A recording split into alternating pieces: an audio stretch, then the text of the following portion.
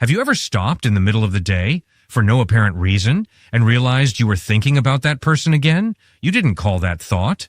It simply appeared. And no matter how hard you try to redirect your attention, no matter how full life is with other things, it comes back. The name, the face, a specific scene, a feeling that has no right word. And then comes the question that most people never ask out loud. What if this isn't weakness? What if it's not obsession, neediness, or having nothing better to do? What if this recurring thought is in fact a signal? Something consciousness is trying to show you about yourself? Science explains part of it. Psychology explains another part. But neither one can answer why certain people leave a mark that doesn't fade with time, with distance, or with the rational decision to move on. Itzhak Bentov, physicist, engineer, and one of the most serious explorers of human consciousness in the 20th century, spent years studying exactly that territory, where reason ends and something greater begins. And what he found completely changes the way you understand why you think about certain people the way you do. In this video, the conversation goes deep. Not into surface-level self-help, not into pretty phrases to post on social media, but into a real exploration of what happens when two consciousnesses connect at a level that goes beyond the physical and emotional, what it means to constantly think about someone, what unrequited love actually teaches, what synchronicities are pointing to, and what needs to be done with all of it so you don't stay trapped in a loop that drains your energy and blocks your growth. Stay until the end, because what comes in the next parts is not what you're expecting. There's something most people never truly stop to question. Why do certain relationships feel so different from all the others? It's not about how much two people talk or how much time they spend together. It's about something that exists on a level that reason can't quite explain. And that's exactly where a much deeper conversation than it first appears begins. Modern science spent centuries trying to reduce human beings to neurons, hormones, and behaviors, and it does that very well within its own domain. But every time someone tries to use that lens to explain why certain people enter someone's life and never really leave, even after years, even without contact, the explanation falls short. Because what happens in those connections doesn't fit inside a purely biochemical model. Itzhak Bentov, one of the most fascinating thinkers of the 20th century, used to say that consciousness is not trapped inside the body. It extends, it resonates, it interacts with other consciousnesses in ways we are barely beginning to understand. And when two people make genuine contact, not just physical, but energetic, something is activated between them that goes far beyond what the eyes can see or what words can describe. This type of connection has a very specific quality. It doesn't generate anxiety. It doesn't make a person feel like they need to prove something, or that they need to hold the other person captive to feel whole. On the contrary, it generates a strange calm, a sense that something makes sense even without needing to be explained. People who have experienced this know exactly what it's about. It's that relationship where silence doesn't feel heavy, where the other person seems to understand before you've even finished the sentence. And here comes an important point. This experience is completely different from emotional obsession. Obsession is born from emptiness. It's born from an unhealed wound that projects onto the other person the responsibility of filling it. Spiritual connection, on the other hand, doesn't depend on the other person to exist. It works more like a mirror. It reflects in the other something that was already inside you, waiting to be seen. It's not the other person who completes you. It's the other person who reveals what you hadn't yet recognized in yourself. Bentov described human consciousness as something like waves on an ocean. Each person is a different wave, but all of them are part of the same ocean. And sometimes two waves meet in a way that creates an entirely new frequency, something neither one could generate alone. That encounter is not an accident. It carries a function. And understanding that function is what separates those who grow through these experiences from those who merely suffer through them. What few people notice is that the impulse these connections generate, that internal drive to become a better version of yourself, doesn't come from the outside. It comes from within. The presence of the other person simply lights up something that was already there. And that detail changes everything about how we interpret why certain people remain so present in the mind, even after life has moved on. And that's exactly where one of the most honest questions a person can ask themselves arises. Why does that specific person keep coming back to mind? No matter how full the day is, no matter how many distractions appear, they return. Sometimes as an image, sometimes as a feeling, sometimes just as a presence that has no shape but is unmistakably there. The easy answer is to say it's longing, or unresolved love, or that the person simply cares deeply about someone. And it may well be all of that. But there is a much deeper layer to this phenomenon that deserves attention, because it says far more about the one doing the thinking than about the one being thought of. The human subconscious doesn't operate randomly. It is an extraordinarily sophisticated system for storing and processing experiences, many of them recorded before the person even had the language to describe them. Childhood wounds, patterns learned from parents, expectations shaped by past relationships. All of this is stored in deep layers of the mind. And certain people, for a specific reason, have the ability to touch exactly those layers.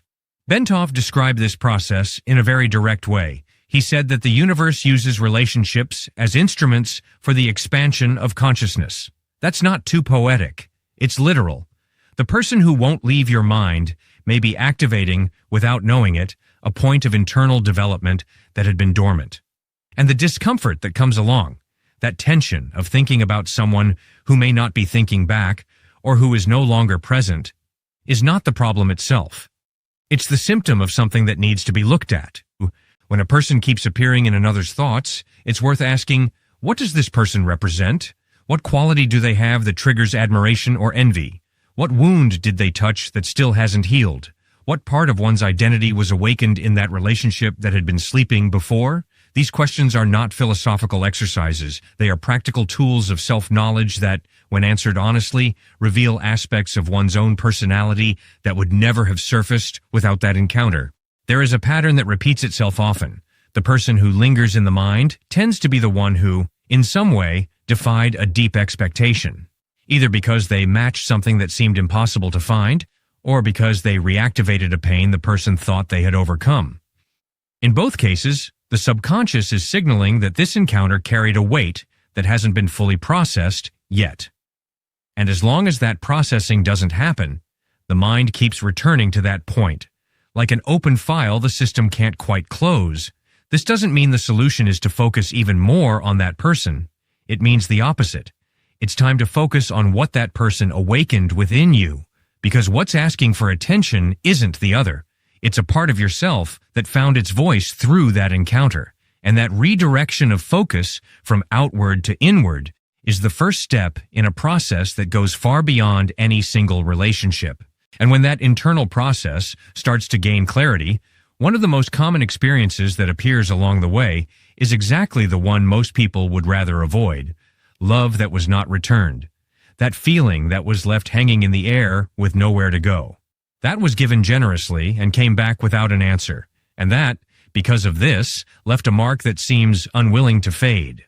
Popular culture treats unrequited love as failure, as something that needs to be overcome as quickly as possible, swept under the rug of dignity, replaced by something else before anyone notices you suffered. But this reading completely wastes what that experience holds that is most valuable, because unrequited love, seen from a more honest angle, is one of the most revealing experiences human consciousness can go through. Bentov had a way of looking at suffering that was very different from conventional thinking. He didn't see pain as punishment or as accident. He saw it as information, as a precise signal that something within the system, within the person, was asking for adjustment. And unrequited love falls squarely into that category. It hurts because it touches something real, something that matters, something the person hasn't yet learned to nurture within themselves without depending on an external source. Think about what happens internally when someone loves and is not loved in return. A feeling of incompleteness surfaces, a question that isn't spoken out loud but is unmistakably there. What is wrong with me? And that question, as painful as it is a gateway, because it points directly to the deepest beliefs the person carries about their own worth, about what they deserve to receive, about what they believe is possible for them in the realm of relationships. Detachment does not mean indifference. That is a very common misunderstanding. Letting go of someone is not erasing what was felt, not pretending it didn't matter, not hardening the heart to avoid being hurt next time. Detachment is the ability to love without making the other person a condition for one's own happiness. It's recognizing that the feeling was real, that it had value, that it taught something, and still not making it a chain that keeps the person anchored in the same place while life continues moving forward. And this is where unrequited love truly becomes a spiritual experience. It forces the person to look inward and ask where the need to be loved by that specific person actually comes from.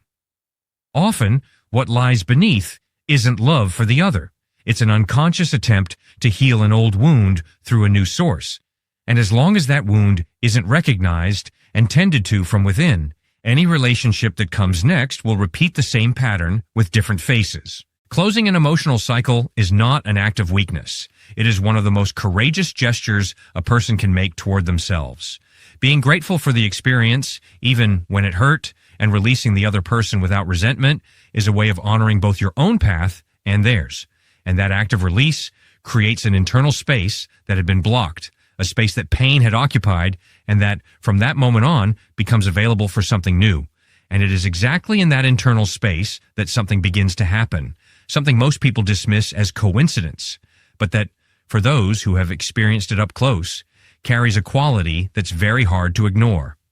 Suddenly, the person thinks about someone who wasn't on the day's agenda, and minutes later receives a message from that very person, or hears a song that never played in that context before, and it leads directly to a specific memory of someone, or sees a name, a date, a place, and feels that it wasn't random. Carl Jung called this phenomenon synchronicity.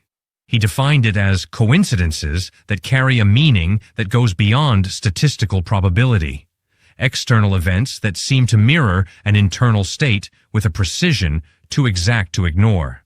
And Bentov, coming from a different path, that of physics and engineering, reached a similar conclusion, that human consciousness is not isolated inside the skull.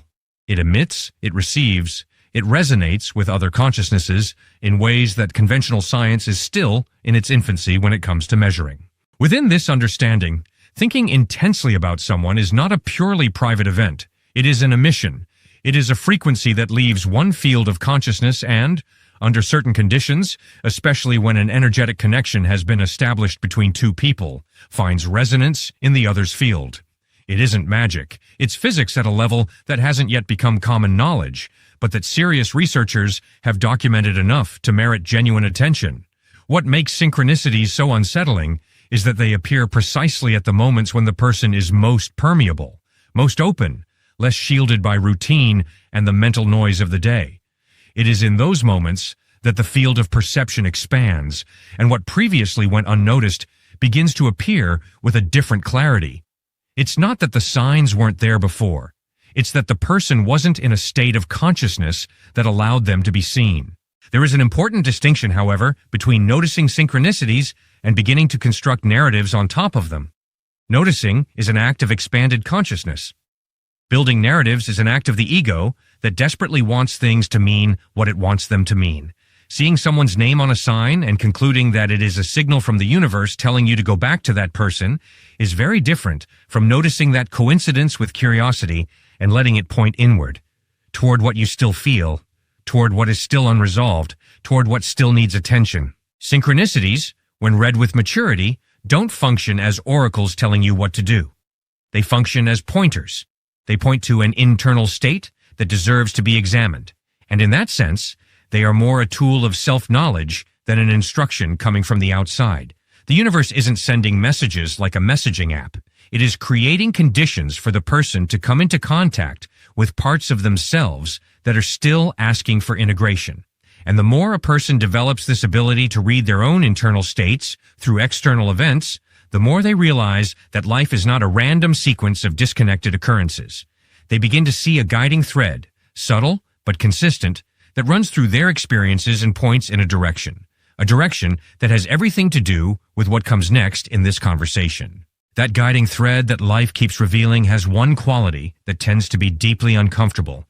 It frequently passes through exactly what the person least wants to go through. Letting go. Releasing. Opening the hand around something that mattered, or still matters, and moving forward without any guarantee that something better will appear on the other side. This is one of the most difficult movements human consciousness faces, and also one of the most necessary. Attachment is not a character flaw. It is a survival mechanism that the mind develops to handle uncertainty. Holding on to a person, to a memory, to a version of how things should have been, all of this gives the internal system a sense of control in a world where control is always partial. The problem is that this mechanism, when it operates for too long, starts working against the person.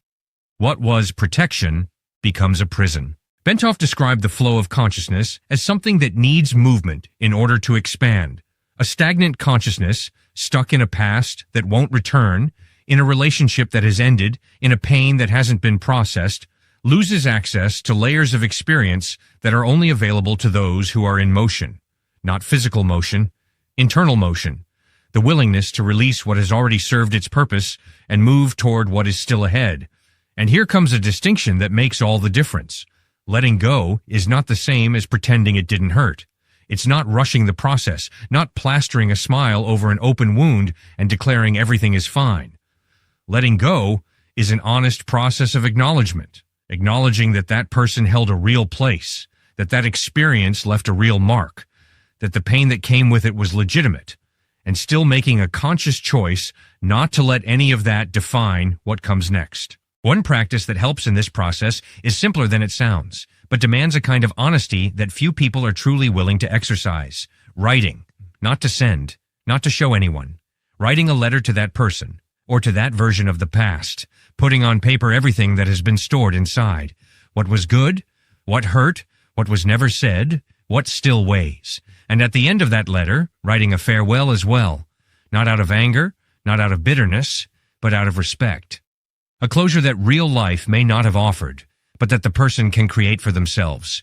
This gesture has a real effect on the internal system. The mind, in a certain sense, needs rituals to process intense emotional experiences. It needs a point that signals, this is done. This chapter was read, was felt, was understood, and can now be closed. Without that signal, it keeps returning to that point in a loop, not out of masochism, but because it is still trying to process something that was left open. Releasing a person or an experience doesn't mean they vanish from memory or lose importance. It means they occupy the right place, the past, without invading the present. And when the present is freed from that invasion, something begins to move. A space that was blocked by pain opens. And in that space, quietly, something begins to take root. Something that can only be understood by those who have gone through this process at least once. That something taking root doesn't have an exact name, but those who have truly gone through a real loss, an unrequited love, an intense connection that ended, and had the courage to process all of it head-on, recognize it when they feel it. It's a kind of lightness that isn't the absence of feeling. It is the presence of clarity, a sense that what happened made sense, even if that sense only revealed itself long after the event itself. No human relationship is random at this deeper level. Each person who crosses someone's life with enough intensity to leave a mark, whether through the joy they brought, the pain they caused, or the transformation they sparked, is part of a process that is larger than that specific encounter. The oldest spiritual traditions in the world point to this in different ways, with different languages, but with a consistency that is hard to dismiss. Relationships are the primary laboratory for the evolution of human consciousness. Bentov said that consciousness evolves through contrast. It needs friction to expand. And human relationships are the richest source of friction there is, not in the sense of conflict for conflict's sake, but in the sense that the other person always reveals something that the mirror alone would never show. The patience that is still lacking, the fear that still governs, the generosity that is still calculated, the self-esteem that still depends on external validation.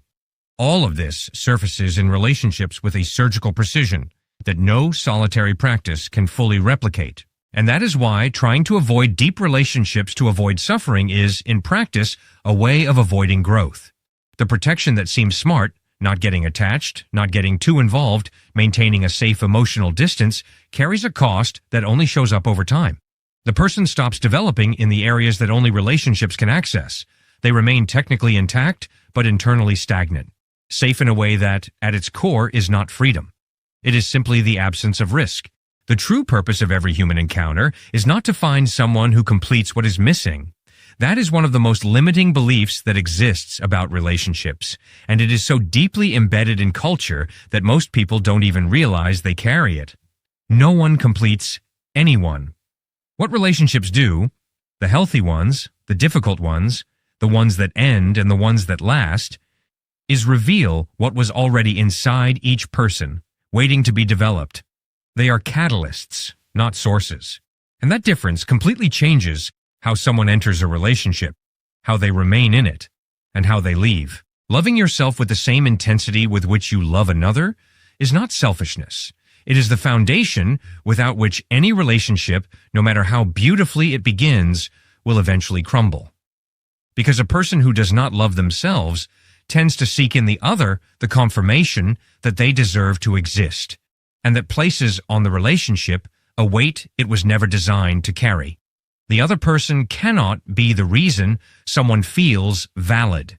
That work is internal, it is ongoing, and it is the most important work there is. Every experience that has been lived, every connection, every goodbye, every recurring thought about someone, every pain that seemed too large, was a piece of a process that only takes its complete shape with time and with the willingness to look back without bitterness. The puzzle doesn't assemble while the person is suffering inside the experience. It assembles afterward when they can see from a higher vantage point. And when that vision arrives, what was confusion becomes a map. What was pain becomes direction. Everything said here has no value whatsoever if it stays only in the realm of ideas. Knowledge that doesn't become action is merely intellectual entertainment. So the real question is, what are you going to do with this now? That person who won't leave your mind. Have you ever stopped to ask what they are revealing about you, not about them? The pain you carry from a relationship that ended, have you chosen to truly process it, or do you keep postponing that encounter with yourself? Consciousness doesn't wait for the perfect moment to evolve. It evolves exactly in the middle of discomfort, in the middle of confusion, in the middle of everything you haven't yet fully understood. And you are here until the very end of this video because something inside you recognized that this conversation matters. If this content touched something real in you, subscribe to the channel and turn on notifications because this was just one of the layers of this subject, and there is much more on the way.